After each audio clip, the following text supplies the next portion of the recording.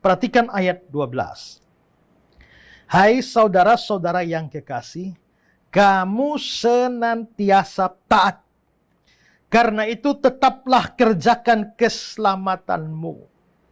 Saudara, perhatikan bahwa di sana ada kata tetaplah. Tetaplah kerjakan keselamatanmu. Juga ada kata senantiasa. Dua kata ini mengandung makna yang kurang lebih sama, yaitu bahwa kita harus mengerjakan keselamatan kita itu secara terus-menerus. Saudara, ingat bahwa tadi sudah saya jelaskan, kata kerjakan itu bahasa Yunaninya adalah katergasomai yang mempunyai arti menyelesaikan. Sehingga ini menunjukkan ide bahwa keselamatan itu harus terus kita kerjakan sampai selesai. Sampai menyelesaikan rentang waktu keselamatan itu. Maka di sini kita dengan kata lain dinasihati supaya tidak stop di tengah jalan. Tidak mandek di tengah jalan. Tapi terus sampai selesai. Dan ini menunjukkan bahwa harus ada ketekunan. Kita harus terus berusaha. Mulai dari hari kita percaya Yesus sampai hari kita masuk surga atau sampai hari Tuhan Yesus datang, kita harus terus bekerja atau mengerjakan keselamatan kita. Nah, saudara-saudara, menarik bahwa di sana dikatakan kamu senantiasa taat, kata Paulus kepada jemaat Filipi. Jemaat Filipi itu adalah jemaat yang didirikan oleh pelayanan Rasul Paulus. Sangat mungkin dimulai oleh Lydia yang menjadi percaya pada Yesus dan dibaptis di Kisah pasal 16 ayat 14-15. Lalu selanjutnya ada kepala penjara Filipi yang juga bersama dengan keluarganya itu dibaptis. Mereka menjadi cikal bakal jemaat Filipi. Dan setelah jemaat Filipi itu berdiri, mereka mengalami begitu banyak kesukaran dan penderitaan. Tapi kenyataannya adalah mereka tetap kuat dan mereka tetap setia iring Tuhan. Perhatikan Filipi 1:28-30. Dengan tiada digentarkan sedikit pun oleh lawanmu. Bagi mereka semua itu adalah tanda kebinasaan, tapi bagi kamu tanda keselamatan. Dan itu datangnya dari Allah. Sebab kepada kamu dikaruniakan bukan saja untuk percaya kepada Kristus, melainkan juga untuk menderita untuk Dia.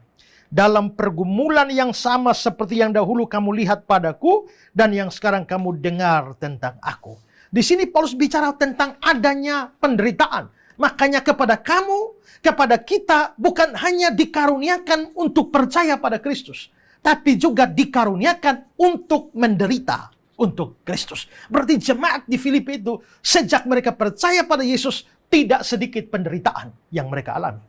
Dan saudara-saudara, sekalipun mereka menderita, tapi mereka terus taat kepada Tuhan. Terus setia pada Tuhan. Mereka tidak stop di tengah jalan. Mereka tidak berhenti, tidak mandek, terus. Lalu saudara, di kemudian hari, ketika Paulus melayani di tempat lain, mereka tetap memperhatikan Paulus. Ya, dan mereka beberapa kali mengirimkan bantuan, dukungan keuangan kepada Paulus. Filipi pasal 4 ayat 10. Aku sangat bersuka cita dalam Tuhan bahwa akhirnya pikiranmu dan perasaanmu bertumbuh kembali untuk aku. Memang selalu ada perhatianmu. Selalu ada perhatian dari jemaat Filipi kepada Paulus.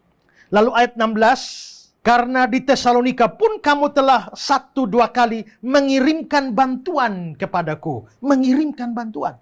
Maka di sini kita bisa lihat bahwa setelah Paulus berpisah dari mereka, mereka tidak lupa Paulus. Mereka terus berbuat baik dengan memberi perhatian, lalu mengirimkan bantuan kepada Paulus. Berarti mereka menjadi jemaat yang taat kepada firman Tuhan. Terus taat ya.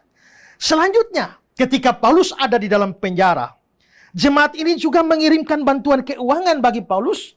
Dan itu dikirimkan melalui seorang yang namanya Epafroditus, yang juga turut melayani Paulus di dalam penjara. Ini di pasal 2 ayat 25. Sementara itu kuanggap perlu mengirimkan Epafroditus kepadamu, yaitu saudaraku dan teman sekerja serta teman seperjuanganku yang kamu utus untuk melayani aku dalam keperluanku. Yang kamu utus untuk melayani aku dalam keperluanku. Berarti memang jemaat ini mengirimkan Epafroditus melayani Paulus. Pasal 4 ayat 18. Kini aku telah menerima semua yang perlu daripadamu. Malahan lebih daripada itu aku berkelimpahan karena aku telah menerima kirimanmu dari Epafroditus, suatu persembahan yang harum, suatu korban yang disukai dan yang berkenan kepada Allah. Maka lagi-lagi jemaat Filipi itu taat. Dengan kata lain, ketika mereka tahan dalam penderitaan, mereka sudah mengerjakan keselamatan mereka. Ketika mereka memperhatikan Paulus dan mengirimkan bantuan pada Paulus, mereka terus taat dan mengerjakan keselamatan mereka. Pada waktu Paulus dalam penjara, mereka kirim bantuan lagi, kirim Epafroditus, bantu Paulus dalam penjara. Mereka taat lagi dan kerjakan keselamatan. Tapi seolah-olah itu masih belum cukup. Paulus berkata, kamu senantiasa taat, tetapi tetap kerjakan keselamatanmu. Terus kerjakan keselamatanmu. Makanya di pasal 2 ayat 12 itu dikatakan, kamu senantiasa taat. Karena mereka menunjukkan ketaatan dari waktu ke waktu. Biarpun mereka sudah senantiasa taat, tapi Paulus tetap berkata, tetaplah kerjakan keselamatanmu. Jadi ini berarti bahwa di dalam mengerjakan keselamatan atau ketaatan kita kepada firman Tuhan, seperti berdoa, beribadah, melayani, bersaksi, memberitakan firman, memberitakan Injil, berbuat baik, kita tidak boleh mandek. Kita tidak boleh berhenti. Kita harus mempertahankan konsistensi ketaatan kita sejak awal kita percaya Yesus sampai kita mencapai kesempurnaan iman kita dengan kita masuk ke dalam kerajaan surga atau sampai Tuhan Yesus datang.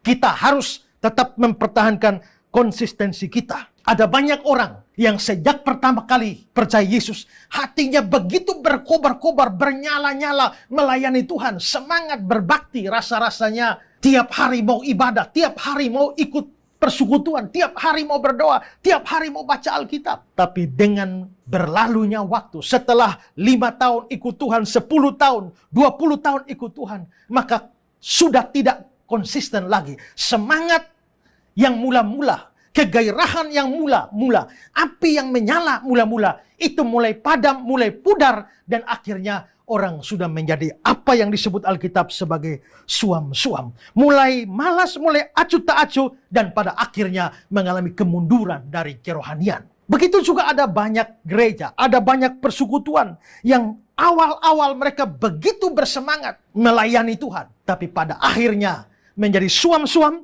dan tidak lagi bergairah di dalam melayani Tuhan. Nah, mengerjakan keselamatan itu harus dilakukan terus-menerus. Kita harus konsisten di dalam mengerjakan keselamatan. Paulus dalam Roma 12 ayat 11 berkata, janganlah hendaknya kerajinanmu kendor, biarlah rohmu menyala-nyala dan layanilah Tuhan. Jangan kerajinanmu kendor. Ayat ini di dalam terjemahan lama, dia berbunyi, bekerjalah dengan rajin, jangan malas, bekerjalah untuk Tuhan dengan semangat dari Roh Allah. Jangan malas, jangan berhenti.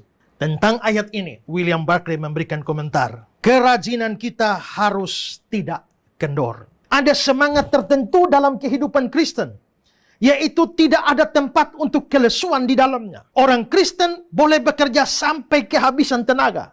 Tapi jangan hanya duduk sehingga karatan, mandek, kehilangan semangat. Kita harus memelihara roh kita supaya tetap bernyala-nyala. Orang yang tidak dapat diterima oleh Kristus ialah orang yang tidak panas dan tidak dingin. Wahyu 3, 15, 16.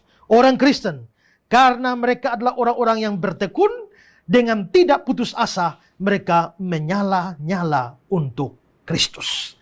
Nah, karena itu saudara-saudara, kerjakan keselamatanmu secara terus-menerus. Siapa di antara saudara yang dulunya begitu berapi-api, dulunya begitu bersemangat, layani Tuhan, belajar firman Tuhan, lakukan pemberitaan Injil, tapi sekarang bagaimana? Apakah saudara masih tetap bernyala-nyala untuk Tuhan? Apakah saudara mulai mandek dan akhirnya semua berjalan seperti rutinitas belaka? Kalau ya, firman Tuhan hari ini datang kepada saudara, supaya saudara kerjakan keselamatanmu secara terus-menerus. Yayasan Karya Bakti Esra Soru atau disingkat KABES hadir sebagai wadah untuk memberitakan Injil dan melayani secara holistik. Yayasan ini didirikan oleh Pendeta Ezra Alfred Soru di Kota Kupang, Nusa Tenggara Timur dan bergerak di bidang sosial dan keagamaan. Yayasan ini memiliki visi menjadi lembaga yang mempunyai andil dalam membentuk kekristenan yang gigih dalam memberitakan Injil serta setia kepada ajaran yang alkitabiah dan melayani secara holistik. Dan misi dari yayasan ini yaitu melakukan pemberitaan Injil dan penyebaran ajaran yang alkitabiah secara langsung maupun melalui berbagai media, juga mempersiapkan dan mengutus misionaris-misionaris lokal ke berbagai wilayah, terutama ke pelosok-pelosok, serta mengadakan seminar-seminar atau pelatihan-pelatihan doktrinal dan melakukan aksi-aksi sosial yang mengarah kepada pelayanan Kristiani yang bersifat holistik. Berikut serangkaian kegiatan yang telah dilaksanakan oleh Yayasan Karya Bakti Ezra Soru. Bagi saudara dimanapun berada yang rindu untuk mendukung pelayanan kami, khususnya melalui dukungan dana, maka saudara dapat menyalurkannya ke nomor rekening yang tersedia. Untuk informasi selengkapnya dapat menghubungi Sekretariat Yayasan Karya Bakti Ezra Soru melalui nomor berikut ini. Mari beritakan Injil dan melayani sesama dengan kasih bersama Yayasan Karya Bakti Ezra Soru. Tuhan Yesus memberkati.